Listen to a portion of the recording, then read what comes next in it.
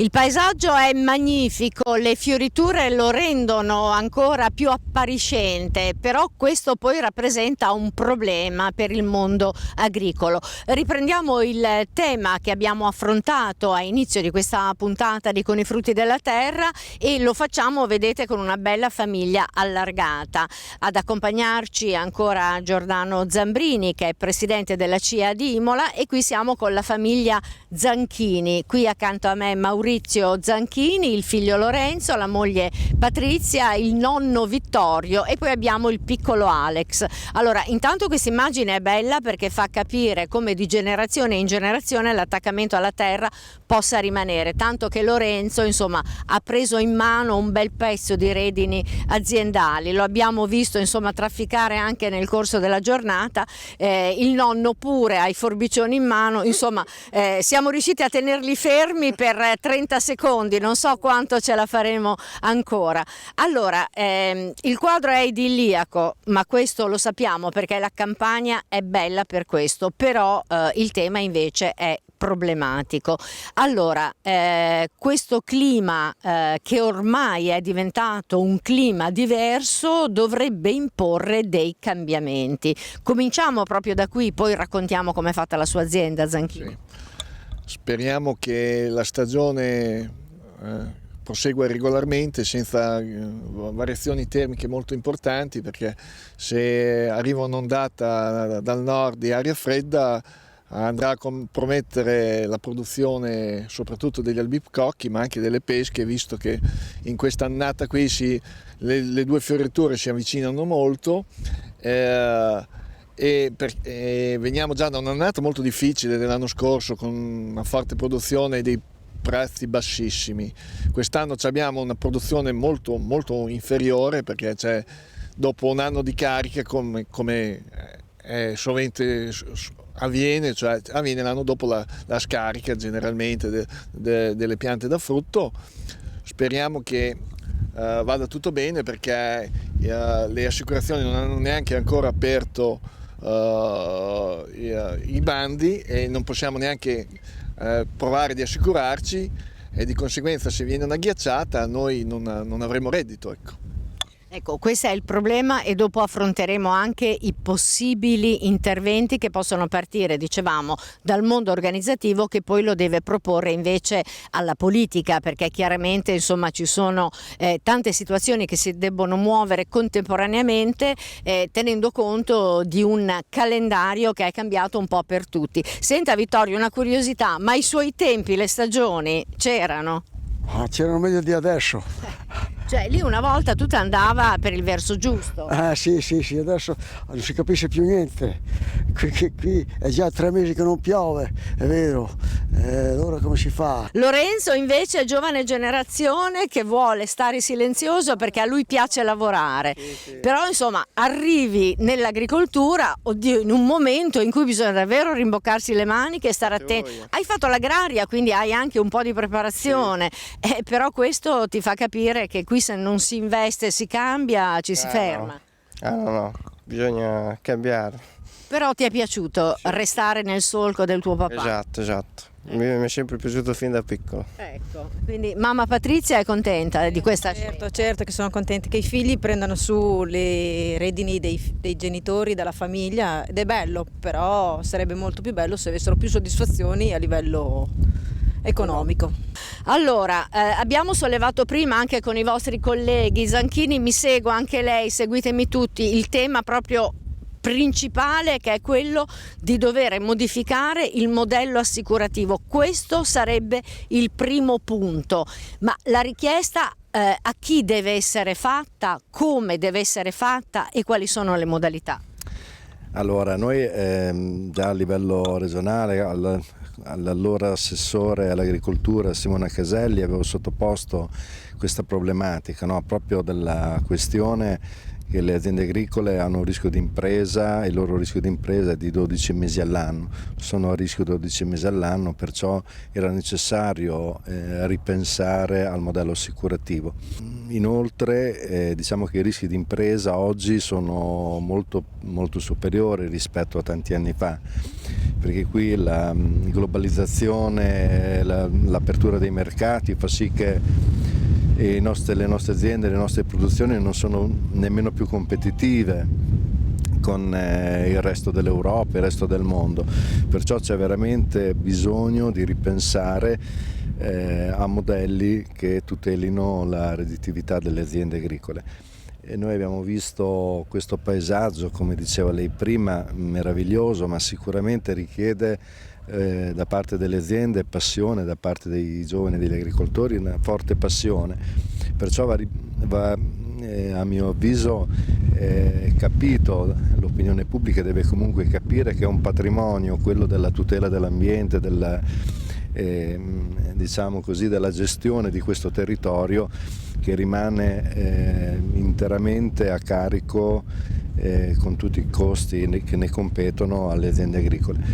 Va veramente ripensato, oltre che a un ragionamento di programmazione, un ragionamento di tutela assicurativo, ma va proprio ripensato il ruolo dell'azienda agricola e degli addetti che sono rimasti a lavorare in agricoltura, perché è vero, Maurizio ha la fortuna di avere un ragazzo che si vuole impegnare in questo settore, nella sua azienda, ma tanti giovani purtroppo a fronte di difficoltà economiche sono costretti a trovare altri lidi, e questo non è un bene per l'agricoltura italiana del nostro paese. Esatto, ma non solo, come diceva lei, non è nemmeno un bene per l'ambiente, perché che gli agricoltori siano custodi del territorio ormai è un leitmotiv che si ripete, poi alla fine la riconoscibilità rimane poi sempre in mano al settore primario, perché tutti vengono a fare le scampagnate o girano. Voi dovreste vedere la domenica cos'è questa strada, piena di gente che passeggia, ciclisti eccetera, ma se non ci fossero questi agricoltori praticamente non esisterebbero queste colline, non esisterebbero questi impianti, non esisterebbe questo paesaggio, perché ricordiamolo, è un paesaggio che vedete anche attorniato da delle grosse emergenze e difficoltà, questo territorio calanchivo, collinare, faticoso anche da coltivare. Allora Zanchini, abbiamo detto, non facciamo allarmismi, come da bravi agricoltori si guarda sempre al concreto e quindi ci si rimbocca le maniche, però si avanzano anche delle richieste. Intanto la sua azienda mi sembra abbastanza vasta ed espansa. Quanti ettari sono e quali tipi di coltivazioni? Ma conduciamo circa fra seminativo, frutteto, una 60 di ettari in totale, e la maggior parte è frutticolo con albicocchi, peschi, peri e vigneto, e anche un po' di susini. Però sì, negli ultimi anni non abbiamo avuto soddisfazione, non c'è reddito, e se la grande distribuzione e il mondo cooperativo non ci viene un po' incontro, mi vedo costretto nei prossimi anni a andare a estirpare, perché è già 2 o 3 anni che non abbiamo più reddito. Una volta l'albicocco era il reddito, ci puntavano, sì, ci puntavamo tutti. Infatti, se adesso l'operatore, non so se riesce a far vedere, ma la vallata del Santerno era un giardino fiorito di albicocchi, ma adesso anche qui si iniziano a vedere ampi spazi vuoti ad estensivo, perché ormai non c'è più reddito, purtroppo. Questo è il sistema, e non è una bella cosa, perché non solo noi non abbiamo reddito, ma andiamo anche a togliere reddito a coloro che forniamo la frutta, quelli che ci forniscono i prodotti eccetera eccetera, perché se chiudiamo noi, l'estensivo ha una PLV molto più bassa, e quindi andiamo a ridurre tutto il sistema economico. Certo, ha un indotto molto più ristretto. Esatto, e quindi non so se sia una bella cosa per il sistema Italia, però speriamo. Tra l'altro vedo qua che ovviamente in tema di siccità mi sembra giusto sottolinearlo, voi avete un impianto di irrigazione che percorre fila dopo fila, alza, scavalca, ci sono insomma Sì. canaline che percorrono le piante, canaline più ampie che attraversano i filari. Noi abbiamo la fortuna di avere il fiume Santerno che praticamente finora ha retto abbastanza bene, però visto i cambiamenti climatici è ora di iniziare a pensare a nuovi impianti di stoccaggio per l'acqua, perché la frutticoltura oggigiorno con questo clima, se non c'è la garanzia dell'acqua non si produce nulla. Infatti il tema degli invasi, anche questo è un tema che è stato molto portato avanti anche da un punto di vista delle organizzazioni agricole, anche perché l'acqua arriva, ma poi frutto del cambiamento climatico è che ti arriva tutto in una volta, Esatto. quindi non serve a niente, ma magari contribuisce semplicemente a fare scivolare il terreno a valle, Sì. che grazie a Dio qui è manutenuto da voi agricoltori, ma basta espiantare alcune piante e si scivola tutto. Esatto, infatti se noi andiamo a vedere l'alta montagna, l'alta collina, qui c'è stato l'abbondamento dell'alta collina imolese, non solo, Emiliano-Romagnola, si vede che le frane in quei luoghi là avvengono di più, perché non c'è più la presenza dell'uomo che mantiene i fossi, le strade, eccetera, eccetera. Quindi noi diamo anche un contributo oltre a vivere noi, diamo un contributo a tutto il sistema e speriamo di poter continuare a lavorare in agricoltura, in questo sistema qui, speriamo. Tra l'altro c'è stato un grosso impegno anche sulla sostenibilità, cioè ci si impegna tutti anche sul fronte ambientale, non solo produttivo, però ci vuole una remuneratività di tutto quanto. Vogliamo chiudere con la concretezza appunto tipica degli agricoltori. Zanchini ce l'ha detto, l'impegno della CIA c'è e ci sarà naturalmente insieme a tutto il mondo agricolo, perché l'unione ci vuole quando il fronte è così vasto. Credo che sia necessario e sempre più importante collaborare fra associazioni per creare quelle, diciamo così, quelle opportunità e quel dialogo con la politica per mettere in campo una progettualità anche territoriale, perché noi soffriamo molto da questo punto di vista, l'incapacità di fare aggregazione nella rappresentanza, e questo è uno dei nodi è un nodo importante, è un nodo di debolezza che l'agricoltura da sempre si trascina dietro.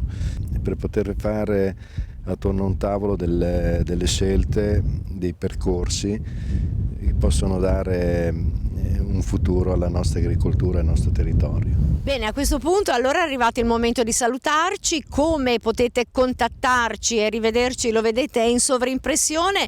La prossima settimana sarà l'8 marzo, parleremo di mimosa, anche lì si rischia di arrivare senza più fiori perché sono fiorite addirittura un mese prima. Ci rivediamo tra 7 giorni.